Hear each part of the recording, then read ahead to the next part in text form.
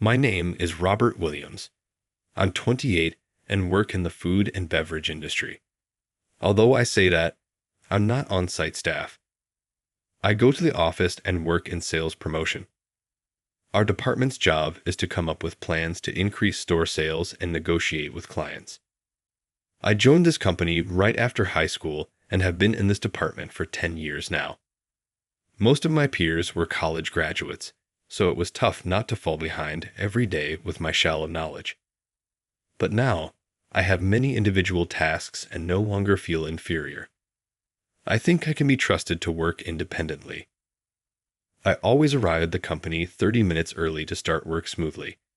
I check today's tasks and sort out the documents that arrive while I was away, placing them on the responsible staff members' desks. This has become my morning routine. Most people arrive about 10 minutes before starting time, so I try to finish these tasks by then. Morning, Robert. Thanks as always, my supervisor and colleague Liam often say to me. But since I'm just trying not to inconvenience myself, I feel a little embarrassed when they thank me. Then my boss, Owen Smith, arrives. Owen is a supervisor 10 years my senior who transferred from another department last year. We've often been paired together since I've been in the sales promotion department longer, but his mood changes depending on the person, and he's not well liked. "Hey, go make coffee," he says grumpily. "Good morning." The usual coffee is okay, right? "I'll go make it." I respond lightly and head to the break room. "Robert, you really can do it without making a nasty face," says Liam, who joins me in the break room. "He's always like that," I reply. "But yesterday, after your proposal was accepted, he dumped a massive amount of miscellaneous tasks on you to finish today. The harassment is terrible," Liam says. "Was that harassment? I thought he was busy and asked me to do it," I answer. Liam laughs and says, "You're really knave." Owen is waiting for his coffee. "Yeah, just put it there," he says curtly, not looking up from his computer screen. Liam sends me a wry smile, but it's just the usual Owen, so I don't mind.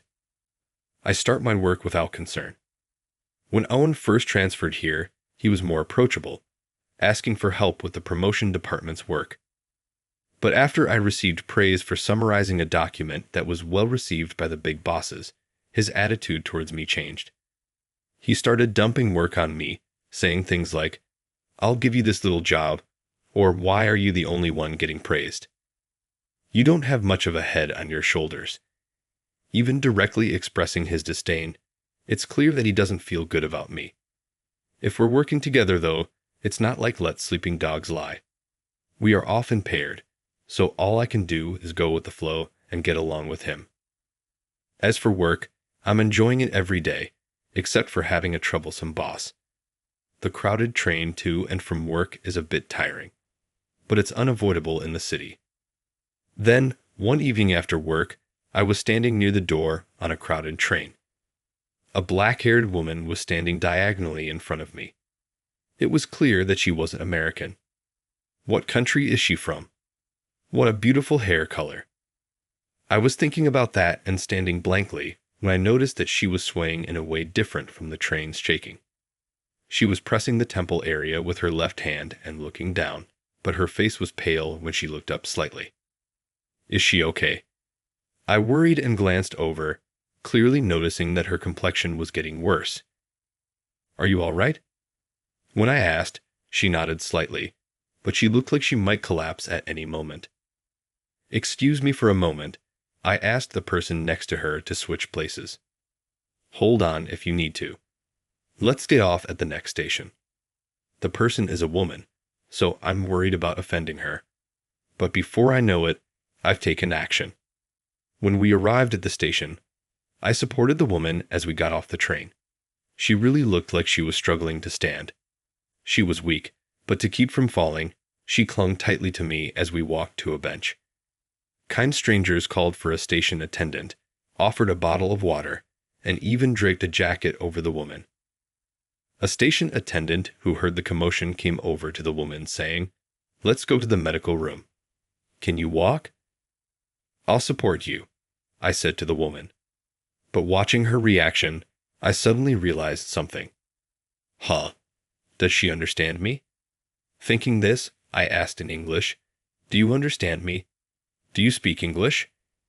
"I speak a little English," she replied immediately in English. "Let's go to the medical room together." When I said this in English, she got up, holding on to me.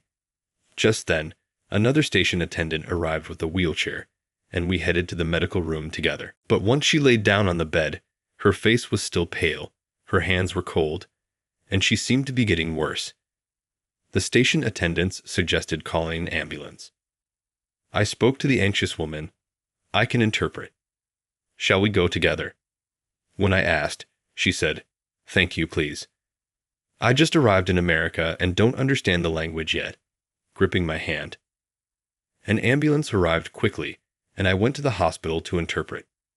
Fortunately, it seemed that stress and anemia were the cause, and she recovered after receiving an IV drip and was allowed to go home.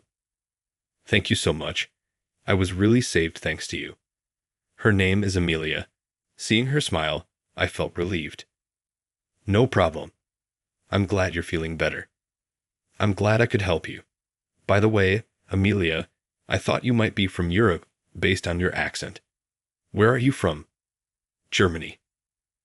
I burst into laughter when I heard that Amelia is from Germany. Oh, I'm sorry for laughing. I should have asked you right away. Your language would have been easier to understand. When I replied in German, Amelia exclaimed, "Wow, you understand German." I'm shocked and laughed.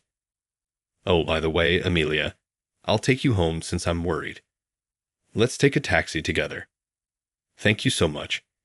I'll take you up on that." And I decided to take her home. In the car, we introduced ourselves briefly and exchanged business cards. "I was really saved because you were there. Let me thank you properly next time." I declined at first, but she insisted, so we made plans for a meal. During the conversation, we both stared at the business cards at the same time, and Amelia spoke first. "You work in the food and beverage industry. Wait, Amelia, your company is that major one." We talked about each other's companies, and by the time we arrived at Amelia's apartment building, the conversation deepened. "Let's talk more over dinner. I'll get in touch once I find a free day." "Sure, see you next time then." With those words, we parted for the day, and I headed home. Days later, Amelia and I had dinner, and the conversation naturally turned to work. The more we talked, the deeper the conversation got. The reason it gets so deep into work is that Amelia works to spread German beer in America, and I work in the food and beverage industry. I had no choice but to jump on. I've expressed all my thoughts. "I really want to do business with your company. What do you think?" Of course, I was not able to decide this on my own, but the more we talked, the more ideas came to mind, and I believed that if we teamed up, it would be beneficial for both sides. I told Amelia that I would take it back to the company and respond. The next day, I reported my conversation with Amelia to my supervisor. I briefly explained how I met Amelia and then explained the subject of German beer. My supervisor seemed very impressed and said, "Sounds good, Robert. Give it a try." I conveyed this to Amelia and further discussed it, prepared documents, and submitted them. Soon, instructions came from the higher-ups to proceed, as it was a rather big deal. The company united to ensure the deal was successful, and a project team was formed. Since I had been advancing the discussion with Amelia, I was appointed as a team leader. This was my first time leading such a large deal, but with the support of my boss and colleagues, I began the exchange with Amelia. However, something unexpected happened midway. In the midst of the company's excitement about this large deal, there was only one person who was dissatisfied. It was my boss, Owen. "How far have you come? Are you really up to this? You can't handle such a big deal with just a high school diploma. Lend me a graduate from a national university. I'll take over as leader. Give it to me," he said. He then took the documents from my hand and went straight to the supervisor to negotiate. The supervisor and Owen spent quite some time talking in another room. When the supervisor returned to the department, he seemed a bit worn out. "I'll take care of it, so be prepared," Owen told me cheerfully, and then headed off to negotiate with Amelia's company. "I'm really sorry, Robert. It was your project after all. Thank you for bringing it this far," the supervisor said, patting me on the shoulder, and went to tell the project team that I had been removed. I never expected to be not only demoted from leader, but also removed from the team. Apparently, the supervisor had no choice but to remove me, as I was the only one who could take over Owen's current job. But in essence, he was talked into it by Owen. Although it was frustrating, I told myself that my abilities were still not enough and focused on my newly assigned work. Then, I heard a story from my colleague Jack, who was on the project team. Owen taking over my work was not only because he disliked me, but also because he had ulterior motives. Come to think of it, Owen loved women from abroad. I had heard that he always went to pubs and bars where women from abroad worked for a drink after work. It's none of my business that Owen is single, but since the leader on the other side of this big deal was a German woman named Amelia, he seemed to have faint hopes of turning their acquaintance into a romantic relationship. Recently, Jack was invited to drink by Owen, and that's what he heard from him. I was dumbfounded by the unexpected reason. Surely he was getting carried away, since it's rare to negotiate with people from abroad. However, I thought that as long as the negotiations were successful, that would be fine. I wondered if they had reached the final stage, since it had been a while since the change in leadership. I had to handle Owen's share of work as well, so my mind was away from the large deal, but I was curious. Just then, Jack happened to walk by, scratching his head. "Hey Jack, how's that project going? Is it almost settled?" Expecting a positive response, I called out cheerfully, but he replied with a rather grim face and a soft voice. "Well, about that, apparently the conversation was not progressing very well. There were problems with the negotiation documents and interpretation, as well as Owen's German level. The documents I had prepared were written in German for Amelia to understand, and only the important parts were translated into English for our members to understand. Since all the documents that Owen and the team had seen in the beginning were translated by me into English, Owen seemed to have been troubled when he started as a leader and all the new documents were in German. Of course, there was an interpreter for Amelia from the beginning, but the conversation during the negotiations was conducted almost entirely in English. The interpreter was translating German into English for Owen. The difficult parts that didn't get through were translated into English, but the process of translating along the way was taking too much time. Because of that, things that should have been settled were not, and both Amelia and our higher-ups, who knew the progress, were in a heavy mood.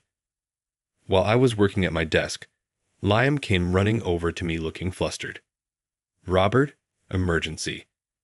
Come to the conference room immediately, please." When I asked what had happened, I found out that Amelia was about to throw in the towel. It seems Amelia was worn out from negotiating while translating. "I've had enough of this hassle. Please call Robert. I trust him more than you. When Robert was here, everything went smoothly. Why has he been left out?" Amelia seemed so dissatisfied that she was about to walk out. I hurried to the conference room, entered the room, and said, "Excuse me." Then Amelia's face lit up, though she was angrily speaking German to Owen. "Robert, I've been waiting. I really can't move this conversation forward. What's going on? Is he really your leader? He's totally useless." I apologized for my boss, but Amelia calling him useless was a bit too much. Amelia happily spoke to me in German. I replied in German, and we both chuckled, unsure if it was a joke or serious. Owen and my colleagues were staring with their mouths open. It's natural since they don't understand German, but more importantly, Amelia's mood seemed to have improved now that I, who can speak German, was there. With Robert here, everything will be fine. Let's move on. Robert will be handling this, right? The interpreter translated Amelia's German words to Owen. Owen bit his lip with a bitter face and said, "Only Robert, please," and moved to the seat behind him. Afterward, with me leading the conversation, we quickly reached the final stage. The next time we meet, the deal will surely be sealed. Before I knew it, my manager and other bosses had gathered in the conference room. I was thanked by my colleagues and manager, but then Jack asked, "But why do you speak German so fluently?" The truth is, I've been exposed to German since childhood. My father worked at the German branch office after being transferred to Germany. Now he's back here, but visiting Germany during summer and winter breaks has become a tradition.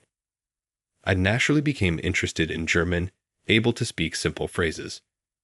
Growing up close to Germany, I wanted to study more, so I went to an international high school with a German language department.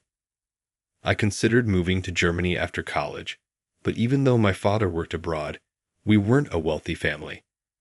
Thinking about the expenses for my siblings, I decided to support myself and, against my parents' wishes, gave up on college and chose to work. Everyone seemed to understand when I explained that really having Robert was a lifesaver. "Thank you." I was thanked again, but my manager turned to Owen, who was looking down at the back. "Owen, how were you going to move the conversation forward without understanding German?" The manager seemed somewhat befuddled. "Well, I heard there was an interpreter," Owen mumbled. "The client only speaks German." "Tell us in advance. We didn't even know the documents were all in German." Owen turned to me. "I told you she was German, so I thought you'd understand." Someone chuckled at that. Upon hearing that, Owen clicked his tongue and left the room, looking frustrated. A few months later, the collaboration between German beer and the restaurant was a huge success. The response was greater than expected. Both Amelia's company and ours made substantial sales in celebration. Today, Amelia and I are dining at a fancy restaurant. We were truly meant to meet. Who would have thought it would lead to this from a chance encounter on a train? We laughed and sipped our wine. We've actually been dating for a while now. After she confessed her feelings to me, I was surprised but had feelings for her too, so we started dating. On the way home from the state, we bumped into Owen, Robert, and Amelia. "What are you two doing?" Amelia's arm whined with mine. Owen was speechless. "Oh, we're dating now." I was a bit embarrassed, but there was no use hiding it. After reporting this, Owen let out a scream of astonishment. The next day, I found out why Owen had made that noise. "Why are you next to Amelia?" "It should have been me." He came to me first thing in the morning and said that, looking frustrated. After closing a business deal, though he felt embarrassed about giving up midway, Owen, who had fallen head over heels for Amelia, went the extra mile to look up some German phrases. It seems he confessed to her, albeit in broken German. However, it seems he was turned down by Amelia. He even declared he was done with his favorite bar and was preparing to attend German language classes. Owen, who had spectacularly crashed and burned, seems to have returned to being a regular at the bar. Not knowing any of this, I felt a bit guilty, but Owen has stopped being as snarky as before since his defeat. The work environment in our department has improved, and my internal evaluation within the company is on the rise. Thanks to that major project, my personal life is fulfilling as well, and I am living happy days.